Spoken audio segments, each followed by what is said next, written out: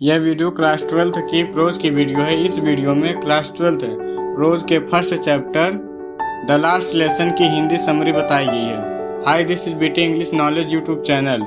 यदि आप इस चैनल में नए हैं तो चैनल को सब्सक्राइब कीजिए। इस लेसन को मैं कई छोटे छोटे भाग में विभाजित किया हूँ ताकि आप इस चैप्टर को बेहतर तरीके से समझ सकें। सीन 1। यह अल्सैस में किसी भी सामान्य दिन की तरह था, लेकिन फ्रांज उस दिन स्कूल के लिए लेट हो चुका था। अपने रास्ते में वह उन चीजों के बारे में सोचता रहा जिसे वह स्कूल जाने के बजाय कर सकता था, जैसे पक्षियों को जंगल में देखना या सोल्जर्स को ड्रिलिंग करते हुए देखना। वह स्कूल जाने से डर रहा था क्योंकि वह जानता था कि उसके शिक्षक जो है एम हैमेल वह पार्टिसिपल्स पर सवाल पूछेंगे। आपसे रिक्वेस्ट है कि आप हर एक सीन को ध्यान से सुने और साथ ही उसको इमेजिनेशन करते जाएं। सीन 2। जब वह टाउन हॉल के पास से गुजरा तो उसे बुलेटिन बोर्ड के सामने भीड़ देखी और वह सोचने लगा कि क्या बात हो सकती है। अब कौन सी बुरी खबर आई है। बुलेटिन बोर्ड को पढ़ने वाले लोहार ने उसे कहा कि इतनी जल्दी मत जाओ, तुम अपने स्कूल समय से पहुंच जाओगी। फ्रांज ने सोचा कि वह एक तो वैसे भी लेट है और शायद वो उसका मजाक उड़ा रही थी। सीन 3। जब वह स्कूल ग्राउंड में पहुंचता है, आमतौर पर छात्रों द्वारा एक साथ पाठ दोहराने, टेबल खोलने और बंद करने और अन्य आवाजों के कारण स्कूल में बहुत शोर होता था। लेकिन उस दिन जब फ्रांज स्कूल पहुंचा तो सब कुछ शांत था और वह किसी को बिना दिखे अपनी सीट पर नहीं जा सका। सीन 5। जब वह क्लास में इंटर किया, अपनी सीट पर जाने के लिए वह बहुत भयभीत था क्योंकि उसने सोचा था कि एम हैमेल द्वारा डांटा जाएगा। लेकिन जब उसने कक्षा में प्रवेश किया तो एम हैमेल ने उससे बड़े स्नेह से अपनी सीट पर बैठने के लिए कहा। जैसे ही वह बैठा, उसने देखा कि उसके शिक्षक ने अपने सुंदर हरे रंग का कोट, फ्रिल्ड शर्ट और कढ़ाई वाली काली टोपी पहनी हुई थी, जिसे वह केवल निरीक्षण और पुरस्कार बांटने के दिनों पहना करते थे। जब फ्रांज ने बैक बेंच पर देखा तो वहां बूढ़ा हाउसर, जो एक पुराना प्राइमर साथ लाए थे, पूर्व मेयर, पूर्व पोस्ट मास्टर और अन्य कई लोग बैठे थे। वह इस सब के बारे में सोच ही रहा था कि उसी समय एम हैमेल ने कहा कि यह एक फ्रेंच शिक्षक के रूप में आखिरी दिन था। उन्होंने बताया कि बर्लिन से एक नया आदेश आया कि अब अल्सैस और लॉरेन के स्कूलों में केवल जर्मन भाषा को पढ़ाया जाएगा। उन्होंने यह भी बताया कि नए जर्मन के शिक्षक कल आने वाले हैं।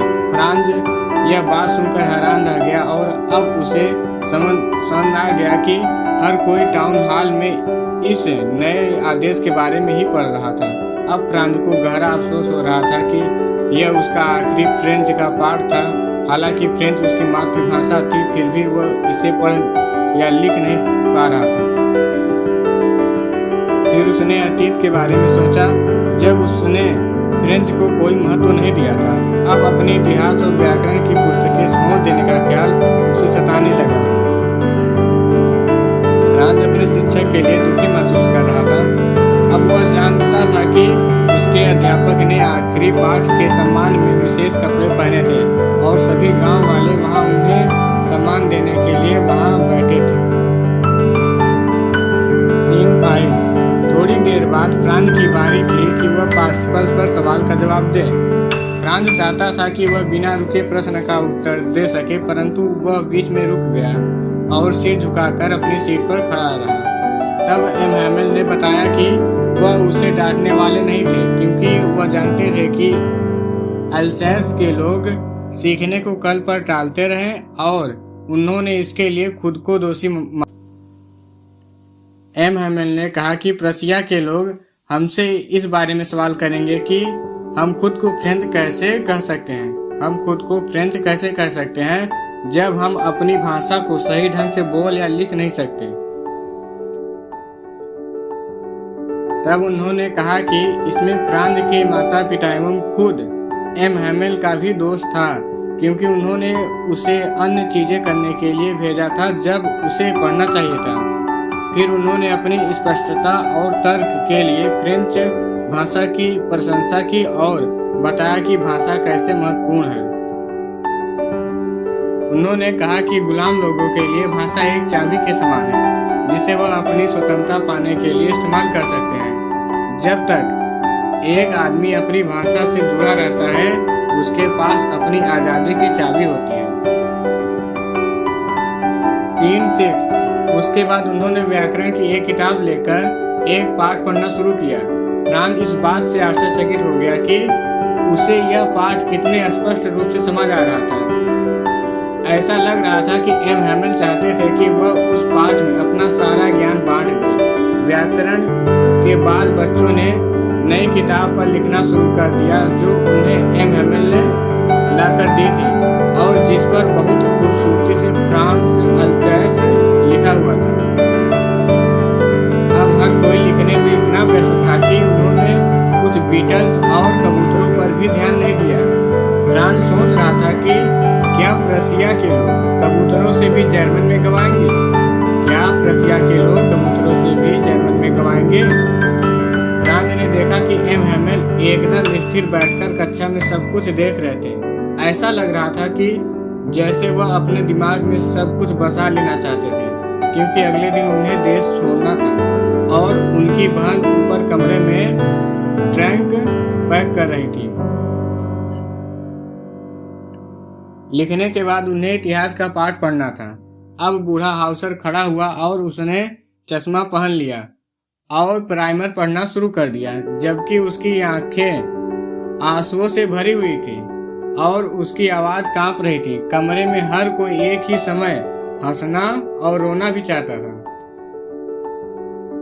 Last scene 7। जैसे ही 12 बजे एक समय में प्रार्थना और प्रशियन सैनिकों की ड्रिलिंग की आवाज आने लगी। एम हैमेल खड़े हुए और बोलने लगे।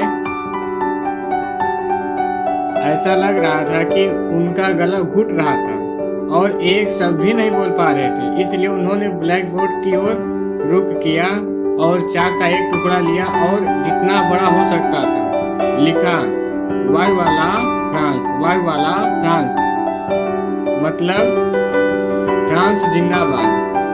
फिर वह दीवार के सहारे झुक गए और अपने हाथ से इशारा किया कि क्लास खत्म हो गई है, आप लोग जा सकते हैं। इस तरह यह चैप्टर समाप्त होता है। इस अध्याय का मुख्य विषय यह है कि लोग कैसे पीड़ित होते हैं जब उनकी भाषा को उनसे दूर ले जाया जाता है। उनकी भाषा उनकी पहचान और स्वतंत्रता का एक हिस्सा है। पूरे अध्याय में यह देखा जाता है कि किस तरह से अल्सैस के लोग यह बात स्वीकार करने की कोशिश कर रहे हैं कि उनकी भाषा उनसे छीन ली गई है। यदि आप इस चैप्टर के क्वेश्चन आंसर भी चाहते हैं तो कमेंट बॉक्स में यस आई नीड जरूर लिखें ताकि मैं उस पर भी एक वीडियो बना लूँ।